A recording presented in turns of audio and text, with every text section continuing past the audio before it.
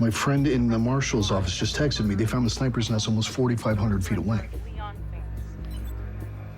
There are not a lot of snipers that can make a shot from that distance. I got some salmon, fresh from Alaska.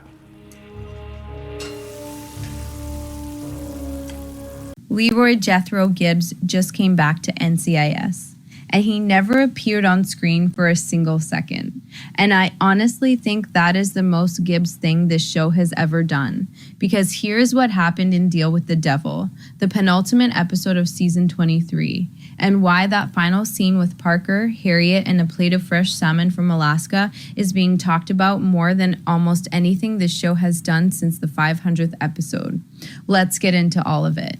The trial, the immunity deal, the cartel, Parker punching a federal prosecutor, and most importantly, every single clue the episode planted that points directly at Gibbs pulling the trigger on the man who killed Leon Vance. First, Wayne Rogers, the former CID director who orchestrated the arms trafficking ring that got Vance killed. The man this entire team has been waiting to watch face justice since the 500th episode ended.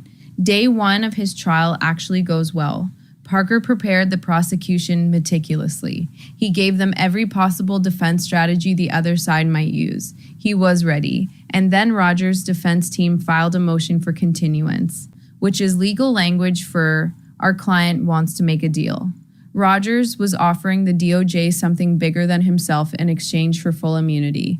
And the DOJ said yes. Full immunity, arms trafficking, conspiracy, everything, gone. The man who put Vance in the ground was going to walk free and be placed in witness protection. And Parker, who has been carrying Vance's death on his shoulders all season, absolutely lost it. He punched the assistant U.S. attorney in the face and got arrested. And I honestly cannot say I blame him. His sister Harriet bails him out. Navy Vice Admiral Harriet Parker, played brilliantly by Nancy Travis, walking into a jail to pick up her brother who just assaulted a federal prosecutor. And in that scene, Parker tells her a story about a boy named Ricky Quinn from their childhood, a kid who got away with everything because his father was the chief of police, until one day someone got tired of watching him walk free, tampered with his car's alternator. And that was the end of Ricky Quinn. And Harriet listens to that story, and you can see her face change as she understands exactly what her brother is telling her. He is not just venting, he is telling her what is going to happen. But before any of that, the Los Verdugos cartel enters the picture. Because Rogers is not just valuable to the DOJ, he is a liability to the people he worked with. Two gunmen show up at the courthouse with forged U.S. Marshal credentials trying to kill him. NCIS takes over his protection. Parker stashes him in his own apartment with an agent on the door at all times, and just when it seems like the situation is contained, the cartel abducts the AUSA and his wife, demanding that Rogers be handed over or they kill the hostages. So now the team has to simultaneously protect the man they despise and rescue innocent people being held because of him. And I honestly do not know how any of them held it together in those scenes. Torres captures Rogers during the cartel takedown. He has Rogers at gunpoint. The deal is being negotiated in real time. And Valderrama said something in an interview after this episode that tells you everything you need to know about where Torres is right now. He said if the Justice Department had not been involved at that moment, Torres would have shot him. There's a part of the new Torres that held him back, but the old Torres would have just not missed the opportunity to get the job done. Torres held back. Rogers made another deal, even more intel in exchange for immediate witness protection. And the man who killed Vance was being loaded into a transport vehicle headed for a new life somewhere safe. Now, here's where the episode becomes something genuinely extraordinary. Earlier in the hour, McGee and Torres had a conversation about the Gibbs way, about how Gibbs handled Pedro Hernandez, the man who killed his wife Shannon and daughter Kelly. McGee and Torres discussed using Gibbs' method to take down Rogers, using a sniper from 1,500 yards. Fans know from the lore that Gibbs killed his family's murderer Pedro Hernandez in the same way. They bring it up as a hypothetical, as a memory, as a reminder of who Gibbs was and how he operated when the system failed the people he loved. And then they look at each other. and neither of them says anything else. And then Rogers' transport stops because the alternator fails. In the middle of a highway, the convoy is exposed, and from 4,500 feet away, a distance that only a handful of snipers in the world could make, Wayne Rogers is shot and killed. One shot, long distance, perfect execution. Vance's killer is dead, and now the final scene, Parker and Harriet sitting together. Harriet tells him what happened, the alternator, the convoy stopping, the sniper. She looks at him. She asks if he did it, and Parker says, "I don't know the first thing about sniper rifles. He does know about cars, though." And Harriet says the alternator was disconnected, not failed, disconnected. Someone did that deliberately, and Parker plays completely dumb while cooking salmon, fresh from Alaska. And the scene ends there, and I honestly sat with that scene for about 5 minutes before I could say anything out loud. Because here's what it all means. Parker tampered with the alternator to stop the transport. That was his contribution. Gibbs, back from Alaska, back on the mainland for the first time since he walked away in season 19, took the shot. 4,500 feet, one bullet, for Vance. Executive producer Steven Binder said it himself. It had to be worthy for Gibbs to come back, and this was about as worthy as it gets. Protecting his family, Gibbs did not come back when Ducky died. He did not come back for Vance's funeral. He did not come back for any of the moments this season that would have justified it emotionally. But he came back for this, because Vance was his friend. And Gibbs spent 15 seasons working alongside Vance. The two occasionally butted heads, but ultimately earned a mutual respect that ran deeper than the job. And when the system gave the man responsible for that friend's death full immunity and a new identity, Gibbs came back from Alaska with a sniper rifle and ended it the only way it could be ended. Now let's talk about what every fan on Reddit and Instagram is saying. Because the theories this episode generated are extraordinary, the dominant theory everywhere, Reddit, Twitter, Instagram, fan forums, is the one the episode itself is pointing at. Parker disconnected the alternator. Gibbs took the shot.